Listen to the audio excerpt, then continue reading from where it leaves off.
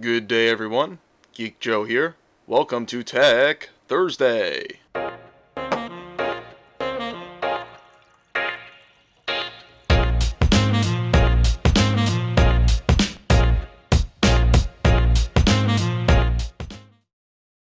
Today we are going to talk about network drives, how to set them up, and why you should use them.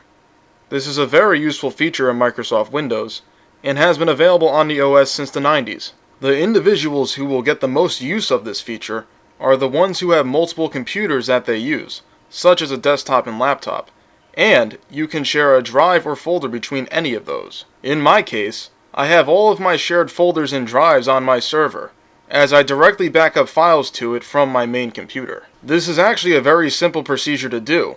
Simply create a folder or go to the folder you want to share. Right-click, click Properties, navigate to the Sharing tab, and then click Share. From this menu, you can select the users you want to share the folder with from your computer. In my case, I only have one account, and as you can see, I am the owner of the folder, so I can read and write to it. If you are adding another user, you simply type the account name, then click Add. Once you do that, you can edit the permission properties for that user and select the abilities they have with the folder, such as reading and writing. When you are finished with that, you click Share at the bottom, and it will give you the address for the folder, which starts with the 2 backslashes. Now, when you go on another Windows computer, you want to navigate to this PC or computer. Click the Computer tab and click Map Network Drive. In this menu, you can select the drive letter and the folder address.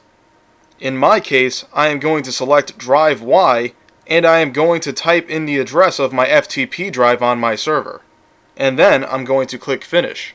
In some cases, it will ask you for a login, and if it does, you sign into the user account you shared it from on the host computer. In my case, it didn't.